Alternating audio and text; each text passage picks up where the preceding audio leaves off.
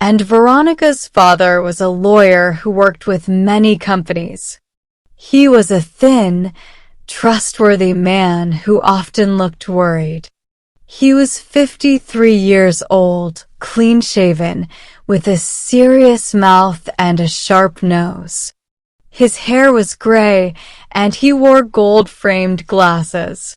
He also had a small bald spot on the top of his head. His name was Peter. Peter had 5 children, and Veronica was the youngest. Because of this, he sometimes seemed tired and did not pay her much attention. He called her his little V and would pat her on the head in a way that surprised her. He treated her as if she was any age between 11 and 28. Peter was often stressed because of his work in the city. The rest of his energy was spent playing golf, a game he took very seriously, or working with rocks and microscopes. Microscopes were his hobby. When he was 18, he received a microscope as a birthday present, and he became very interested in using it.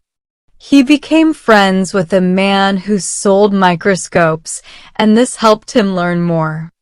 Peter was very good with his hands and liked doing small, detailed work. He became one of the best amateur rock collectors in the world. He spent more money and time than he should have working in a small room at the top of the house.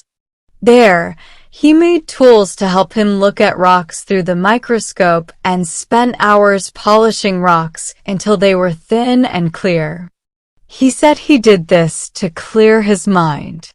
He showed his best work at a group for people who liked microscopes. People admired his skill, but the rocks he chose were more difficult to work with than they were useful for science. He didn't like the work of people who used rocks to prove scientific ideas. He thought their work was sloppy, and the world didn't respect the hard work he did. Peter didn't read much, but he liked light books with colorful titles like The Red Sword, The Black Helmet, or The Purple Robe. He read them in the evenings after dinner to clear his mind. And Veronica noticed that when he read, he liked to take the best lamp in the room and put his old slippers in front of the fire. She sometimes wondered why he needed so much to relax his mind. His favorite newspaper was The Times, which he read every morning at breakfast, often getting annoyed with it. He took the newspaper with him on the train to finish reading it, and there was never another paper at home. And Veronica sometimes remembered how he was when she was younger. Over time, her memories became unclear, but she knew that, when she was a little girl, her father sometimes wore white tennis clothes and rode a bicycle smoothly through the gates to the front door. Back then, he also helped her mother with gardening and stood nearby when her mother climbed a ladder to attach plants to the wall. As the youngest child, and Veronica lived in a home that became quieter as she grew older. Her mother died when she was 13, and her 2 much older sisters got married, one quietly and one with some trouble. Her 2 brothers had left home long before her, so she tried to get close to her father. But he wasn't the type of father one could get close to. Her father had old-fashioned ideas about girls and women. He thought they were either too bad to even talk about, or too good and pure for the real world. To him, women were fragile and needed to be treated in one of 2 ways, either with respect or looked down upon.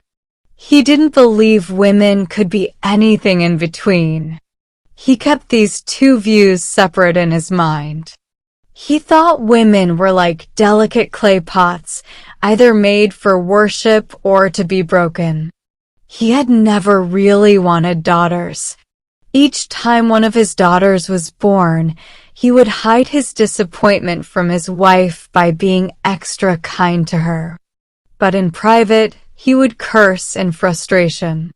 He considered himself a very manly man, and he had loved his lively little wife with real passion. However, he had always felt that their children came too quickly, as if they were an intrusion on their lives together. Still, he made big plans for his two sons. One of them worked in the Indian civil service, and the other was in the fast-growing motor business. He had expected that the daughters would be taken care of by their mother. He didn't know much about raising daughters. They just happened to men in his view. A little daughter can be a delightful thing. She runs around happily, she plays, she's bright and pretty. She has lots of soft hair, and she shows more love than her brothers. She is a lovely little companion for her mother, doing things in the same way her mother does. She says funny things that you can talk about at work, and they are so good that they could even be printed in a comic magazine like Punch. You give her cute nicknames like Babs, Bibs, Vittles, and V. You playfully pretend to hit her, and she hits you back. She loves to sit on your lap. All of this is fun and how things should be. But a little daughter and a grown daughter are very different. Mr. Stanley and Veronica's father had never thought much about what happens when little daughters grow up. When he did start thinking about it, it made him so uncomfortable that he quickly tried to distract himself.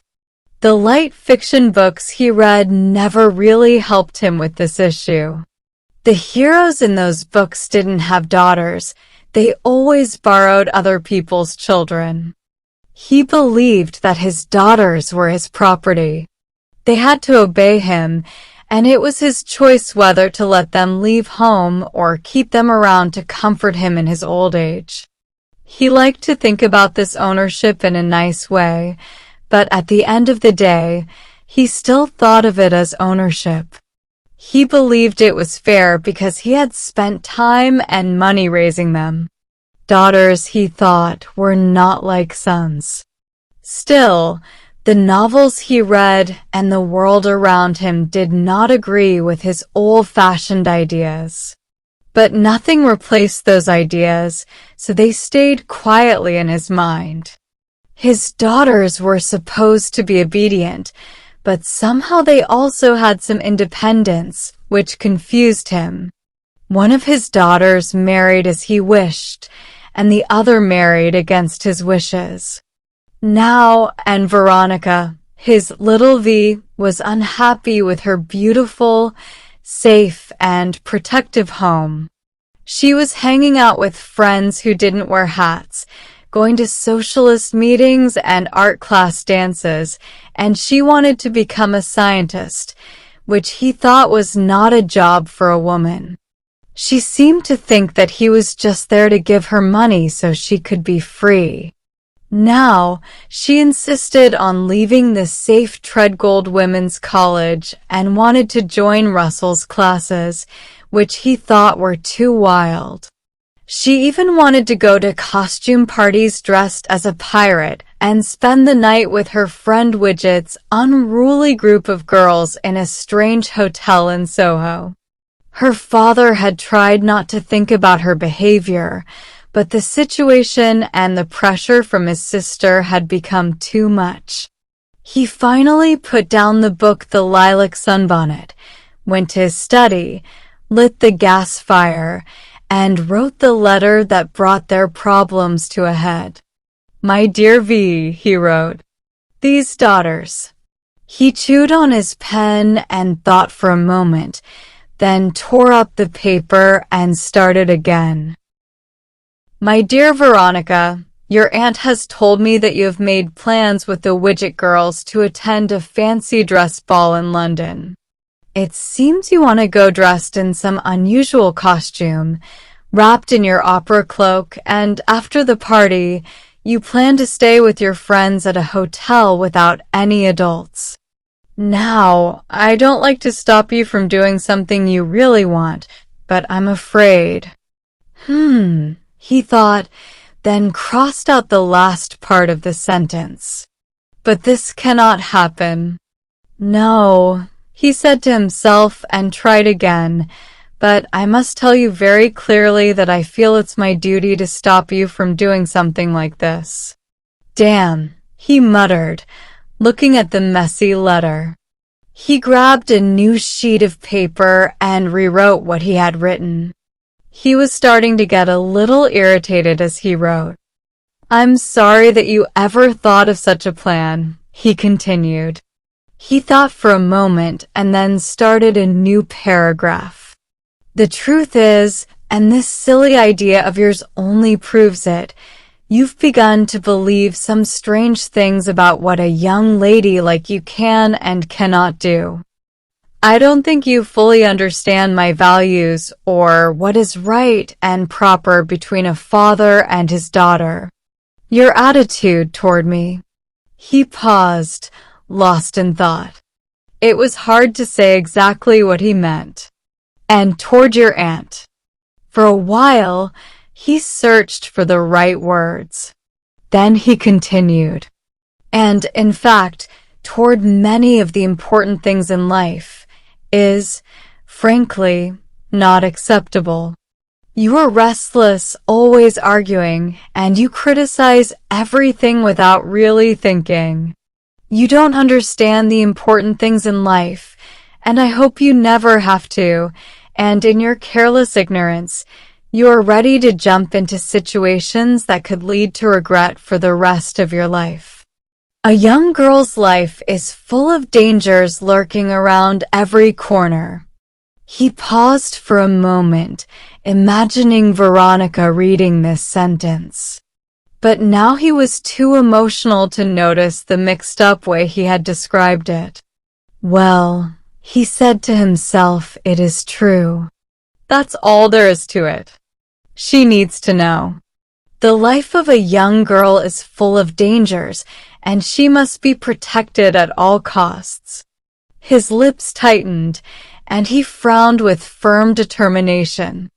So long as I am your father, and as long as your life is in my care, I feel that I must use my authority to stop this strange desire of yours for wild adventures.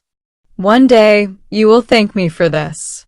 It's not that I think you are bad, because you're not. But a girl can be hurt not only by doing wrong, but by being close to wrong. Even a reputation for being reckless can cause as much harm as really doing something wrong. So, please believe that I am doing what is best for you in this matter. He signed his name and thought for a moment. Then he opened the study door and called Molly. He stood in a position of authority in front of the gas fire, with its blue flames and orange glow. His sister, Molly, appeared. She was wearing a dress that was complicated with lace, patterns, and different colors like black, purple, and cream.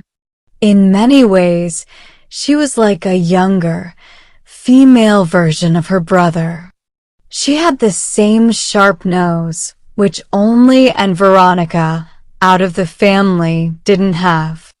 Molly carried herself well, unlike her brother who often slouched. There was something elegant and dignified about her, which she had gained during her long engagement to a curate from a respectable family, the Wiltshire Edmondshaws. Unfortunately, he had died before they could marry. When her brother's wife passed away, she came to help him and took on much of the care of his youngest daughter and Veronica. But her old-fashioned views often clashed with the more modern and casual atmosphere of the home. From the beginning, she had wanted to be a second mother to Veronica, a better one. But there were many things about her that Veronica did not understand. Now she entered the room with a calm and caring expression. Mr. Stanley pointed to the letter with the pipe he had taken from his jacket. "What do you think of that?" he asked. She took the letter in her hands, which were covered in rings, and read it carefully. He filled his pipe slowly as she read. "Yes," she said at last, "it's firm but caring." "I could have said more." "You've said just what needed to be said. It's exactly what's required. She really must not go to that event." She paused, and he waited for her to continue. "I don't think she quite understands the harm those people could cause or the kind of life they might lead her into," she said. "They would ruin every opportunity." "She has opportunities?" he asked, helping her finish her thought. "She's a very attractive girl," she said, and added, "to some people." Of course, one doesn't talk about these things until there's something to talk about. That's why she shouldn't do anything that would cause people to gossip. That's exactly how I feel. Mr. Stanley stood quietly for a while, holding the letter in his hand. "I'd give anything," he said, "to see our little V happily and comfortably married." The next morning, he handed the letter to the maid in a casual way as he was leaving for the train to London. When Veronica got the letter, at first, she had a wild idea that it might contain money or a tip.